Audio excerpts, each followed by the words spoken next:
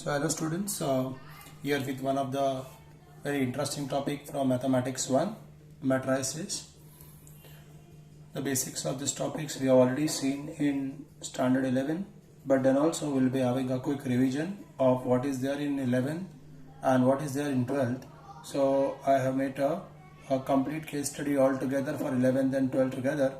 So that will give you idea, those who have missed topic because of XYZ reasons, and those who want to study in standard 12, so it will be useful for both of them. Here we start. First of all, what is a matrices? Here, what is the branch of matrices useful for? So let's have first of all understanding of matrices. Matrices are useful in expressing numerical information in compact form. Now numerical information, जैसा theoretical information होता है वैसे ही numerical information भी होता है. So matrices is that tool which is there for useful for expressing the numerical information in compact form. Now they are effectively used in expressing different operations. Hence in economics, statistics as well as in computer science they are quite essential. अब ये तो बात हो गई application की, अब बात करते हैं डेफिनेशन की. So what is the first part which we say the definition part of the matrices. Now a rectangular arrangement of numbers. So what do you mean by rectangular arrangement of numbers? This is something shown by this particular way. A rectangular arrangement of numbers in rows and columns. So what are the rows and columns? These horizontal lines are called rows, and these two vertical lines are called as a column. So depending upon rows and columns, matrices are denoted. They are generally denoted by capital letter like say A, B, C. Now this is what a matrices are. They are denoted in terms of enclosed bracket. Generally matrices are represented by capital letter and its element can be represented by small letter. So this is the way we represent the matrices. Once again, horizontal lines are called rows and the vertical lines are called as a column. The next part after this is what we have is order of matrix.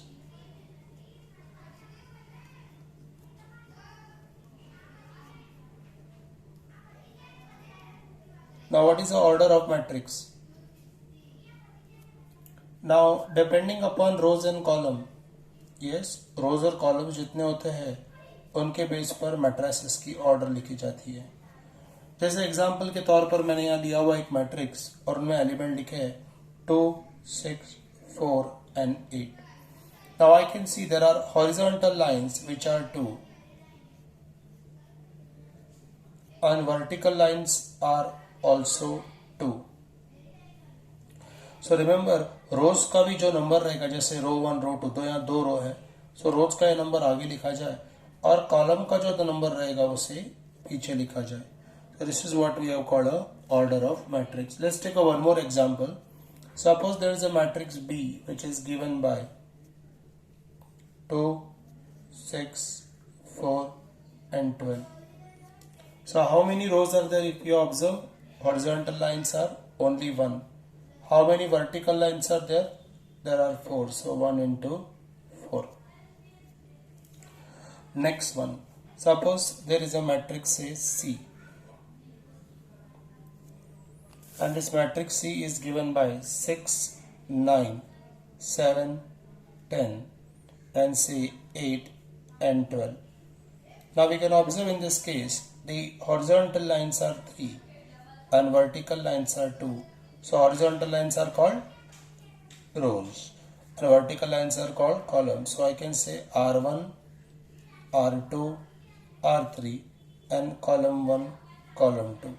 So number of rows are 3, number of columns are 2. So I am repeating again, whatever be the row number should be taken first and whatever be the column number that should be taken as a second part. Now if you are remembering your standard 11 topic of determinants, in fact many of you might have learned that in standard 10th also. So in that standard 10th and 12th you might have learned something in determinants always having a order same. Determinant में मतलब 2 रो है तो 2 column है, 3 रो है तो 3 column है, but matrix में ऐसा जरूरी नहीं है। आप देख सकते हैं नंबर ऑफ रोज और नंबर ऑफ कॉलम्स ये डिफर कर सकते हैं और फिर भी हम मैट्रिक्स को एक्सप्रेस कर सकते हैं। तो ये तो बात होगी ऑर्डर ऑफ मैट्रिक्स की। अब थोड़ा सा 11th की रिवीजन को कुछ पार्ट को मैं बताना चाहूँगा। रीज़न ये है कि ये मैट्राइसिस का यूज़ हम particular types of 12th standard में करने वाले हैं। अब होता क्या है, when student don't know these types of matrix, he or she get confused that what is the type of matrix and how this characteristic has actually taken birth. ये characteristic आया कहाँ से, इसका जन्म कहाँ से हुआ है। तो वो जन्म जन्तार के जो प्रश्न को उसको हम थोड़ा सा साइड में रखकर हम काम कर लेते हैं और देख लेते हैं। सबसे पहले पार्ट है हमारा कौन कौन से अलग अलग टाइप्स ऑफ मैट्राइसिस है। तो इन टाइप्स ऑफ मैट्राइसिस को हम वन बाय वन देखना शुरुआत करेंगे। तो सबसे पहले इन टाइप्स ऑफ मैट्राइसिस में सबसे पहले जो आता है वो आता है आपका row matrix.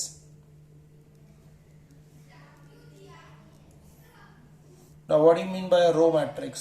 A matrix having only one row and n number of columns is called as in row matrix. So remember, any row matrix can be denoted as a 1 cross n where n represent n number of column. मतलब रो कोई एक ही होना चाहिए।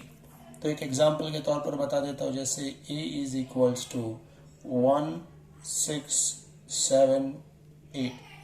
अब आप देख सकते हैं कि हॉरिजॉन्टल लाइन सिर्फ एक है और वर्टिकल लाइंस 4 है। So this is called 1 cross 4। Row matrix के बाद सेकंड जो है वो है आपका column matrix.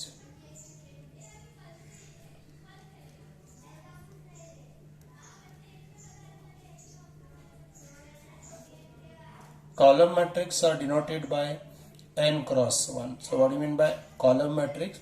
A matrix having only one column and n number of rows is called as a column matrix. So let me take example 1 6 7 8. The order is 4 cross 1. So student, don't get confused that why you are showing every time matrix by by letter E. So there is no compulsion as such. You can show by any letter, but make sure there should be a English alphabet and that should be also a bold alphabets, capital alphabets I mean to say. The next one after this row matrix and column matrix, the third part, and that will be zero or null matrix.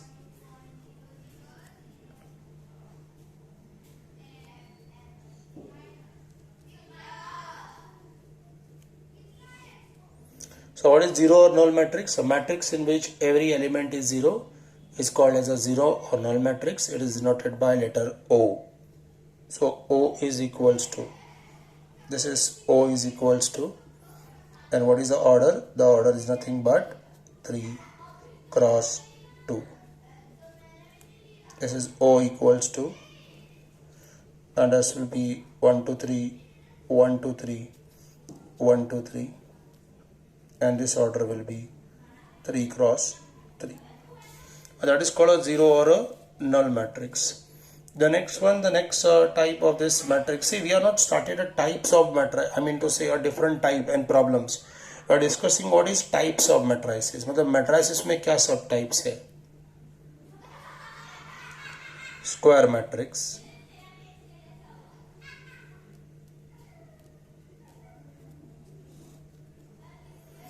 Now square matrix, a matrix with equal number of rows and columns is called as a square matrix. मतलब जिस matrix में रो और column same हो उन्हें हम square matrix कहेंगे। जैसे order 2 cross 2 हो, मतलब रोज भी 2 हो और कॉलम भी 2।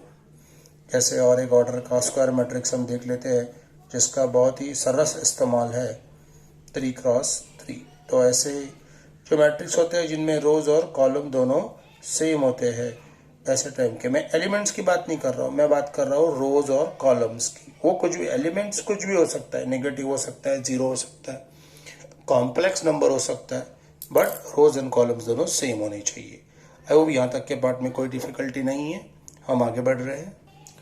तो टाइप्स ऑफ इन मैट्रिसेस को आगे बढ़ाते हुए हम अगला पार्ट देखते हैं और जो है number 5, and this is called as a diagonal matrix.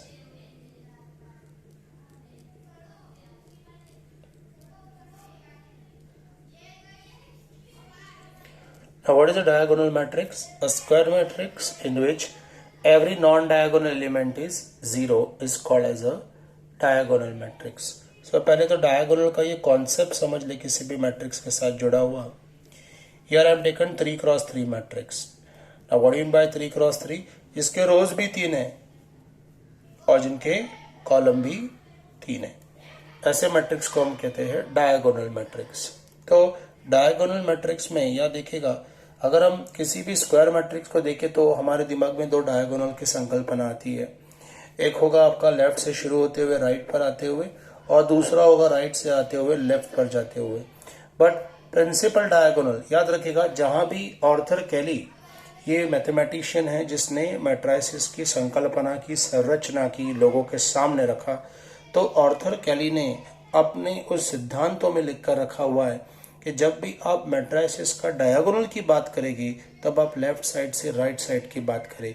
तो जब भी याद रखेगा, इस पहले लेक्चर जो मैंने मैट्रिक शुरू किया हुआ है और आने वाले दिनों में इतना ही नहीं, जो जेई के विद्यार्थी है वो भी याद रखिए कि जब भी आपका प्रोफेसर या जब भी आपको कोई कॉन्सेप्ट में डायगोनल की बात की जा रही है तो वो डायगोनल विद्यार्थी हो लेफ्ट साइड से राइट साइड का है. सो इसी कन्वेंशन को आगे बरकरार रखते हुए हम आगे बढ़ते हैं. सो डायगोनल मैट्रिक्स देखिएगा, कोई भी डायगोनल मैट्रिक्स कुछ इस तरह हम रिप्रेजेंट कर सकते हैं जिसके डायगोनल पर एलिमेंट्स हो और उसके नॉन डायगोनल एलिमेंट्स 0 हो. ऐसे टाइप के मैट्रिक्स को कहा जाता है diagonal matrix. Next one, number 6. Now scalar matrix.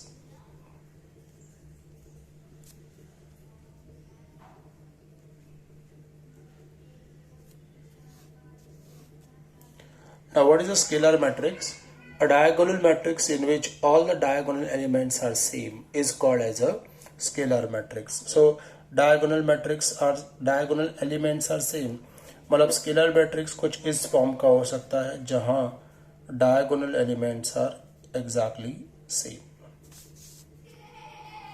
Yes, I hope it's clear to you. Called a scalar matrix. Yes, scalar matrix आपने देखा कि वो किस तरह काम करता है. वापस एक बार, diagonal matrix in which all diagonal elements are same is called as a scalar matrix. और एक एग्जांपल के तौर पर लेते हैं हम, b इज इक्वल्स टू -7 0 0 -7. देखिए आप, इस केस में भी आप देख सकते हैं कि स्केलर मैट्रिक्स जो है वो डायगोनल एलिमेंट सेम है. अब बढ़ते हैं हमारे अगले सेक्शन पर जिसका नाम है यूनिट और आइडेंटिटी मैट्रिक्स. यूनिट और identity matrix. Now what is a unit or identity matrix? A scalar matrix in which all diagonal elements are 1. एक बहुत ही सिंपल वर्ड में मैं आपको बताता हूँ. डायगोनल एलिमेंट्स जहां 1 होगी, आइडेंटिटी मैट्रिक्स को जिस तरह बताया जाता है 1 1 0 0. So these diagonal elements are 1 unit and non-diagonal elements are 0 is called as a unit matrix. It is denoted by letter I, जैसे मेरे सामने आपके लिखा हुआ है. यहाँ देख सकते हैं आप, रो भी 2 है और कॉलम भी 2 है, तो इसके इसको I2 कहेंगे. वैसे ही I3 भी यहाँ होगा. सो I3 मतलब क्या होगा, 1 1 1 and rest of all elements are equals to 0. सो इसे कहते हैं हम आइडेंटिटी मैट्रिक्स ऑफ ऑर्डर 3. कुछ जनरल चीजें बताना चाहूंगा आइडेंटिटी मैट्रिक्स में. जो काम अलजेब्रा में 1 करता है, 1 1 यूनिट, मतलब जैसे मैं किसी नंबर को अगर 1 से मल्टीप्लाई करूं या 1 को किसी नंबर से मल्टीप्लाई करूं तो मुझे वो नंबर वापस मिलेगा. उसी धरती पर आधारित कहां ना कहां यूनिट और आइडेंटिटी मैट्रिक्स का काम है. देखिए मैं क्या कहना चाहता हूं, अगर मैं किसी भी मैट्रिक्स को आइडेंटिटी मैट्रिक्स से मल्टीप्लाई करूंगा तो मुझे मैट्रिक्स ओरिजिनल मिलेगा. यही प्रॉपर्टी किसी आइडेंटिटी मैट्रिक्स को अगर मैं मैट्रिक्स से मल्टीप्लाई करूंगा तो मुझे वापस आइडेंटिटी मैट्रिक्स मिलेगा. मल्टीप्लिकेशन की डिटेल मैं आने वाले इसी वीडियो में आगे एक्सप्लेन करने वाला हूँ। तब तक के लिए आप यूनिट और आइडेंटिटी मैट्रिक्स क्या है वो पहले देख ले। मल्टीप्लिकेशन के साथ चिंता करने की जरूरत नहीं, बहुत ही बढ़िया पार्ट में केस स्टडी है जो आपको आपके ग्रुप पर मिलने वाली है पीडीएफ के फॉर्मेट में। अब आगे बढ़ते हैं और बात करते हैं ट्रायंगुलर मैट्रिक्स की। अब बात करते हैं ट्रायंगुलर मैट्रिक्स।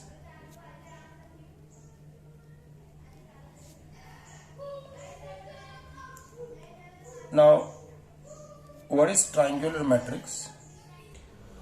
हम बात कर रहे थे ट्रायंगुलर मैट्रिक्स की, तो क्या है ट्रायंगुलर मैट्रिक्स वो भी देख लेते हैं। A square matrix in which elements above diagonal or below diagonal is 0 is called as a triangular matrix. इस डेफिनेशन के साथ दो हिस्सों में बंटा है ट्रायंगुलर मैट्रिक्स। पहला हिस्सा है अपर ट्रायंगुलर मैट्रिक्स, इसको मैं नाम देता हूँ UTM, और दूसरा जो हिस्सा है उसका नाम है लोअर ट्रायंगुलर मैट्रिक्स, जिसे हम कहते हैं LTM। Now what is a UTM and a LTM? A square matrix in which elements below diagonal is 0। Diagonal की डेफिनेशन की मैंने बात की थी कुछ मिनटों पहले कि डायगोनल मतलब प्रिंसिपल डायगोनल होगा और ये लेफ्ट साइड से होकर राइट साइड पर जाएगा, तो ऐसे डायगोनल को हम कहेंगे प्रिंसिपल डायगोनल। और यूटीएम का मतलब क्या है? Elements below diagonal are 0।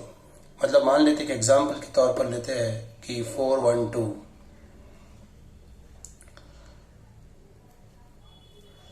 0 2 9 and 0 0 1।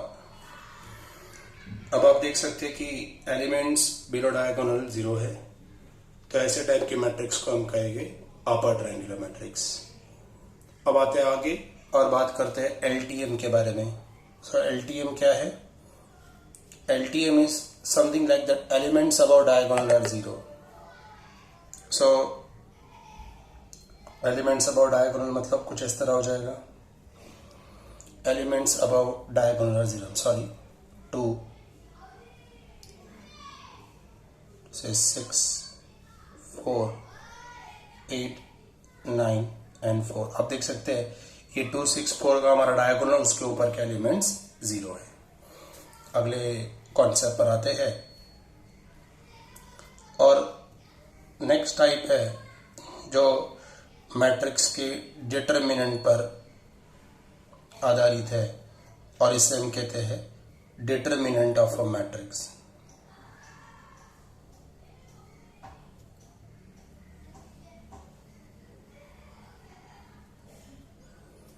Now what is the determinant of a matrix? Now determinant of a matrix is defined only for a square matrix. Now there are two types of matrices that are there depending upon this.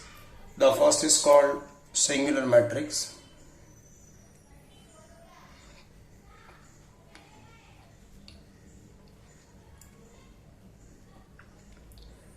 in which determinant of A is equals to 0. And next is non-singular matrix in which determinant A is not equals to 0. I hope all of us know that how to get a determinant of any order called 2 cross 2 and 3 cross 3.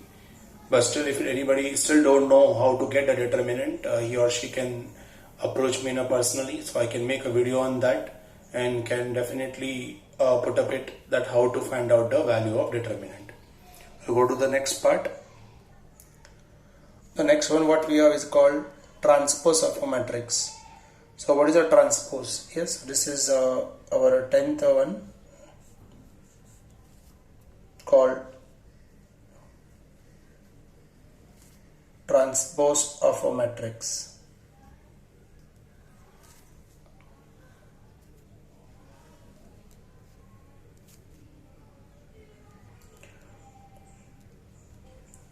So for any matrix of any order, can be a square matrix or any other matrix, the matrix obtained by interchanging rows with column and a column with rows is called as a transpose of a matrix.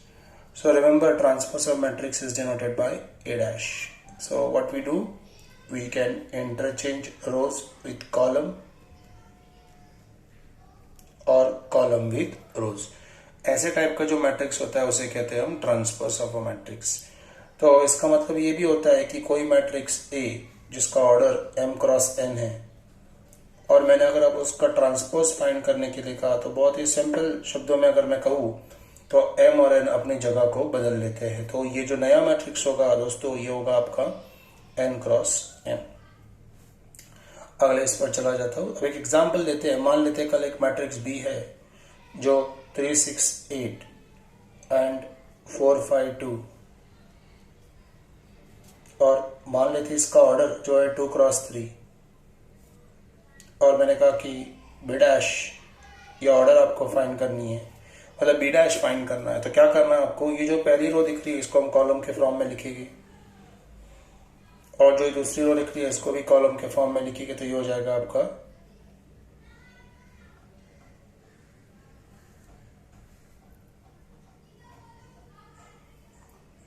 ये आपका हो जाएगा column form. तो ये जो नया matrix है उसका ऑर्डर रहेगा 3 क्रॉस 2.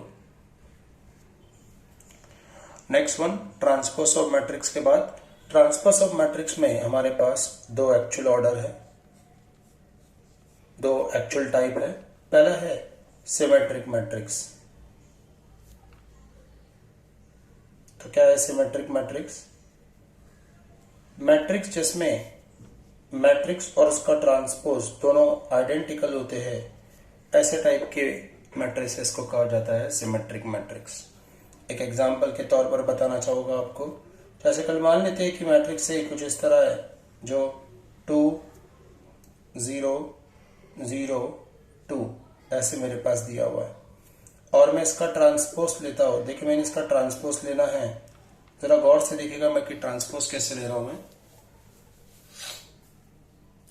ये ओरिजिनल मैट्रिक्स है, ये जो पहली रो है 2 0, ये जो पहली रो है 2 0 इसको कॉलम के फॉर्म में लिख रहा हूं. ये जो दूसरी रो है 0 2 इसको भी कॉलम के फॉर्म में लिख रहा हूं और अब बन जाएगा. आप देख सकते हैं कि ये मैट्रिक्स और ये ट्रांसपोज दोनों आइडेंटिकल है. तो ऐसे मैट्रिसेस को दोस्तों कहा जाता है symmetric matrix. I hope it's clear. इसी पर बेस हमारा नेक्स्ट टाइप है जो ट्रांसपोज पर बेस्ड है और that is called skew symmetric matrix.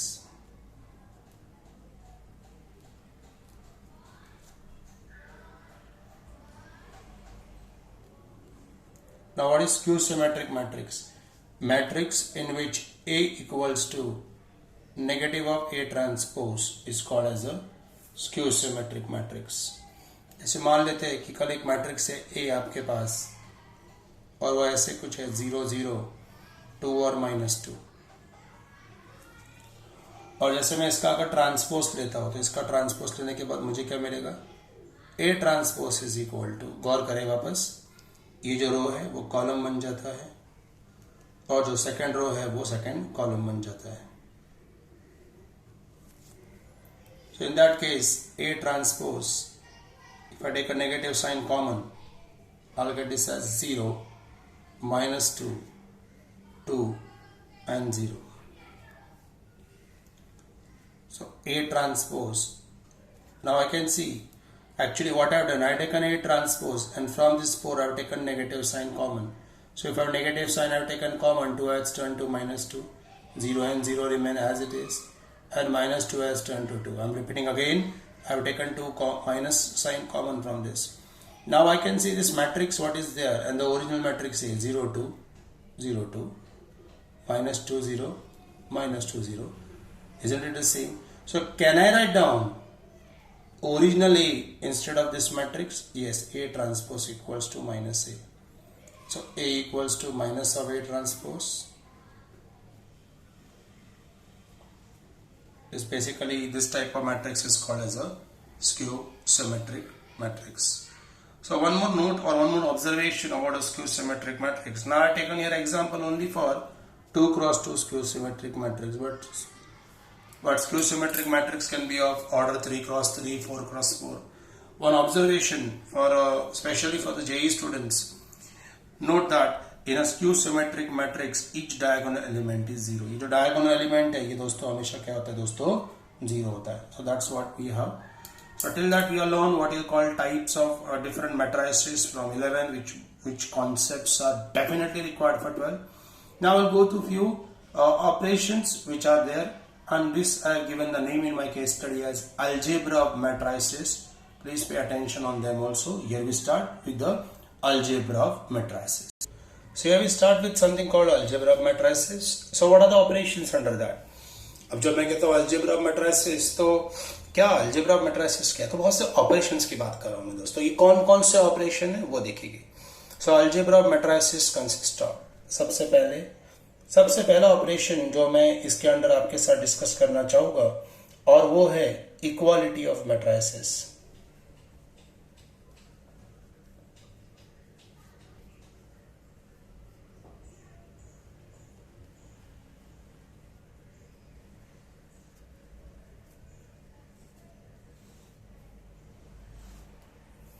So what is the equality of matrices?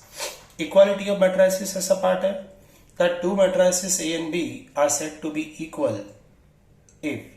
So दो चीजें याद रखनी है. पहला, उनकी ऑर्डर सेम हो,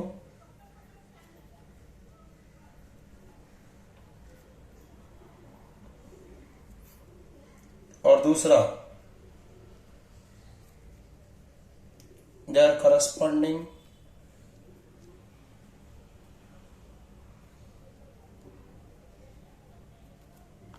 elements are equal.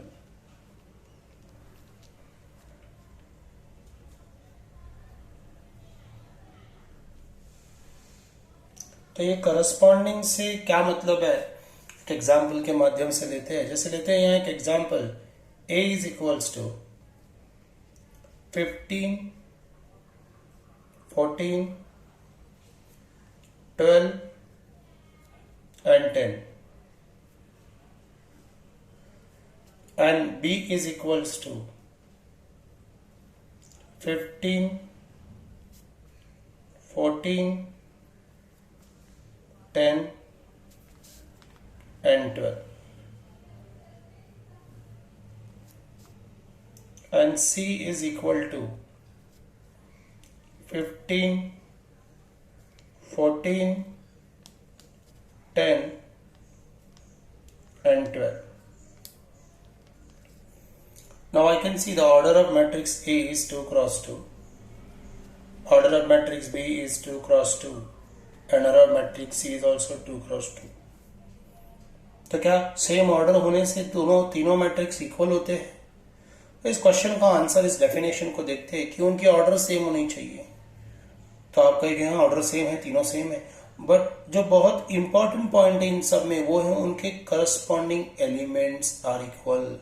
करस्पॉन्डिंग से मेरा मतलब क्या है, cut to cut marking same होनी चाहिए. जैसे आप यहाँ ए और बी मैट्रिक्स देखिए क्या है यहाँ 15, 15, 14, 14, 12 और 10. ये जो एलिमेंट है अगर गौर करें तो ये रो 2 और कॉलम 1 में जो 12 है वही मैट्रिक्स बी में रो 2 और कॉलम 1 10 है. दोनों इक्वल नहीं है. इसका मतलब हम कह सकते हैं कि ए और बी यहाँ इक्वल नहीं है, बट बी और सी यहाँ इक्वल है. So by definition of equality we must say that B and C are equal. देखिए आप बी और सी देखिए 14, 14, 10, 10 एंड 12, 12. तो इस तरह बात बनती है इक्वालिटी ऑफ मैट्रिक्स की. अब बात आती है दूसरे कॉन्सेप्ट पर जिसका नाम है multiplication of a matrix bye scalar. Multiplication bye scalar क्या मतलब होता है इसका? बहुत सिंपल है. अगर कोई भी मैट्रिक्स ए है, जैसे मान लेता हूं मैं 2, 6, 8 और 9, और मैंने कहा आपको कि आपको ऑपरेशन करना है, आपको मैट्रिक्स ए को के से मल्टीप्लाई करना है. देखिएगा इस हालत में क्या हो जाएगा कि हर एक एलिमेंट के से मल्टीप्लाई होगा, तो आपको क्या मिलने वाला है 2k. 6k, 8k and 9k. In short, scalar multiplication का मतलब क्या है? That her element, yes, obtained by multiplying each element of a by that number की. अब k की जगह पर कोई कांस्टेंट होगा, कोई नेगेटिव कांस्टेंट होगा, फ्रैक्शन हो सकता है, कोई नेगेटिव फ्रैक्शन हो सकता है, बट मेथड रिमेन अनचेंज. देखिए यहाँ मैं आपको बहुत ही केस स्टडी समझे इसलिए आपको बहुत सिंपल एग्जांपल लेके बताया हूँ, बट केस स्टडी में जब आपको मिलेगी मैट्रिक्स के तो उसमें आपको बहुत डिटेल्स में ये दिखाई देगा कि what you mean by multiplication of matrix. उसी के साथ इसका एक्सप्लेनेशन भी जुड़ा हुआ है. चलो अगले सेक्शन पर बढ़ते हैं और अब बात करते हैं सी सेक्शन जिसका नाम है addition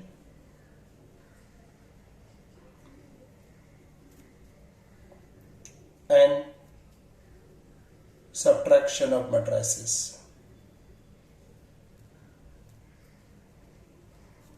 Now what do you mean by addition and subtraction? Remember, two matrices can be added or subtracted if they have a same order. So this is something very important.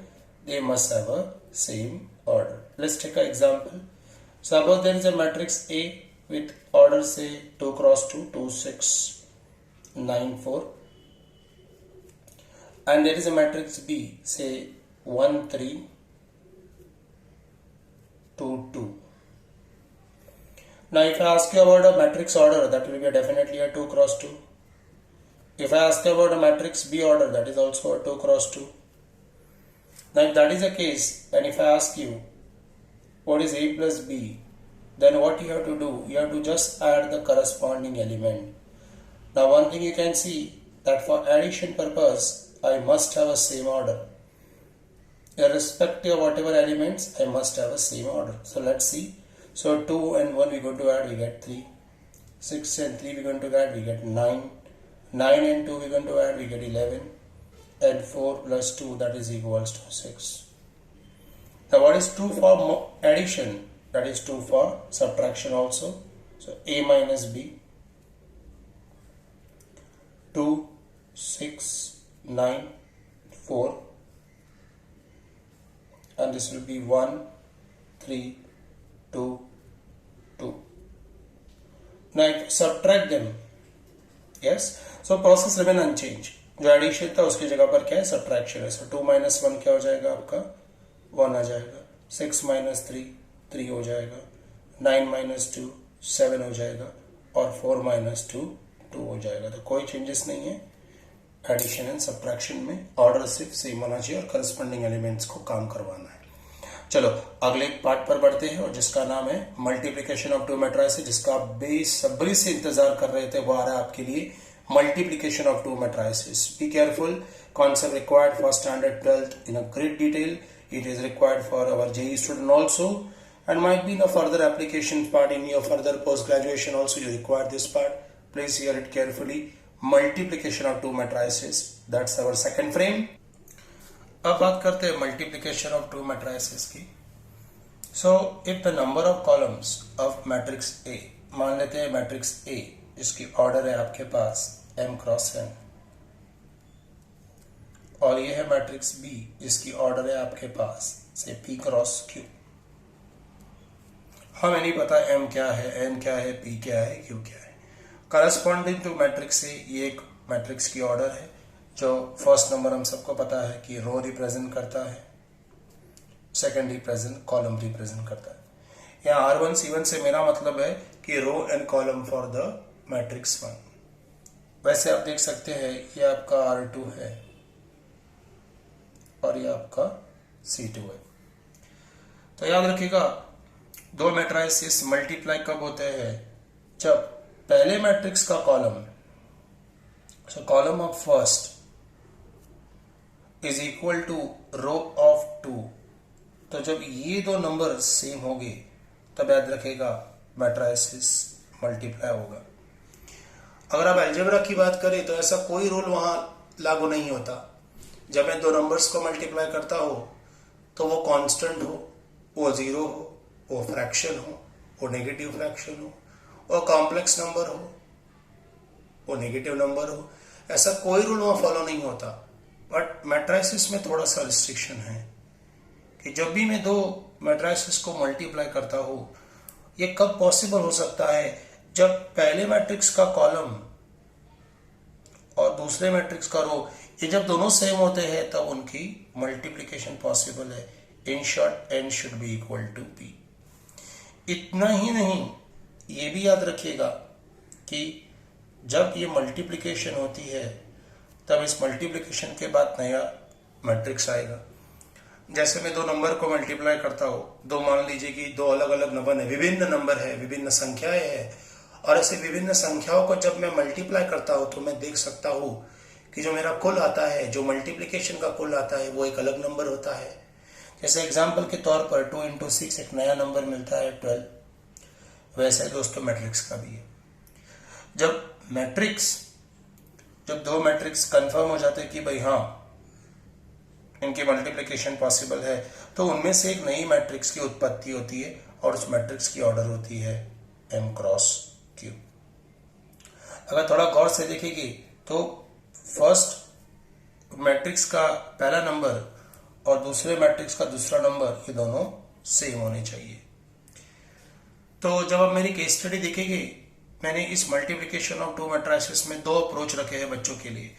एक approach मैंने theoretical रखा है। Theoretical approach में मैंने क्या explain किया हुआ है कि मल्टीप्लिकेशन कब होती है when the column of first equal to row of second, तब मल्टीप्लिकेशन होती है। और इसका ऑर्डर क्या होता है, बचे हुए दो नंबर। तो इनको मैंने नंबर्स के साथ एक्सप्लेन किया हुआ है, तो आप देख सकते हैं। अब थोड़ा प्रैक्टिकल अप्रोच। अब बात कर ली मल्टीप्लिकेशन ऑफ टू मैट्रिसेस। अब बात करते हैं कि ये एक्चुअल होती कैसे है। एक एप्लीकेशन में एक एग्जांपल देखिए, मैं आपको बताना चाहूंगा कि मल्टीप्लिकेशन होती कैसे है। जैसे मान लेते हैं मैट्रिक्स ए मेरे पास है और मैट्रिक्स ए है 2 6 4 9, और दूसरा मैट्रिक्स है B which is 4 9 2 8। Original case study में मैंने इन सभी चीज़ों को एरो डायग्राम से बहुत ही सिंपल करके आपको दिया हुआ है। और फिर एक बार जो नहीं समझ सकते वो ज़रूर अप्रोच करें मुझे, उनको वीडियो के माध्यम से या फ़ोन के माध्यम से उनको उनके जो भी शंकाएं होगी, उन शंकाओं का जो भी किंतु तंतु परंतु है, उन सब का निवारण किया जाएगा, उनको हल किया जाएगा। All doubts will be solve for you. So let's solve this matrix A B. So let's start. We are wrong. We can't start without confirming whether the matrices are same or not. I mean to say, are they conformable for multiplication? I mean to say, अब देखिए आपने confirmative test सुना होगा। Confirmative test मतलब क्या? आप कोई भी काम करने जाते हैं पहले कंफर्म किया जाता है। हाँ, जैसे आप शॉपकीपर को पूछते हैं कि क्या भाई इतने नंबर ऑफ चॉकलेट्स हमें मिलेंगे क्या, वो कहता है हाँ मिल जाएगी, तो हम कुछ एडवांस दे देते हैं, ठीक है ना। अगर वो कहे नहीं जितने चॉकलेट्स नहीं मिलेंगे, तो हम तो कोई दानशूर व्यक्ति नहीं है, हाँ, हम कोई बहुत बड़े दानी नहीं है कि उनको दे दिया ऐसे। तो हम पहले कंफर्म करते हैं चीज़ों को। ऐसे आप ट्रेन की टिकट के लिए कंफर्म करते हैं कि भाई हाँ हमें यहाँ कहाँ जाना है, भाई हमें यहाँ से कश्मीर जाना है मान लीजिए, तो हम पहले जाएंगे भारतीय रेल के पोर्टल पर जाके वहाँ कंफर्म करेंगे हाँ भाई टिकट अवेलेबल है। और कंफर्म करने के बाद भी हम हमारे ऑनलाइन अकाउंट से उसका जो भी है टिकट के पैसों का भुगतान करते हैं। वैसे ही पहले यहाँ कंफर्म करते हैं, कंफर्म है क्या भाई, चलो देख लेते हैं। जैसे यहाँ मैट्रिक्स की ऑर्डर 2 क्रॉस 2 है, यहाँ भी मैट्रिक्स की ऑर्डर 2 क्रॉस 2 है, ठीक है ना। अब इन 2 क्रॉस 2 ऑर्डर के साथ हम देख सकते हैं जब हम मल्टीप्लीकेशन करेंगे तो क्या ये दोनों नंबर सेम है, तो हाँ जी ये दोनों नंबर सेम है।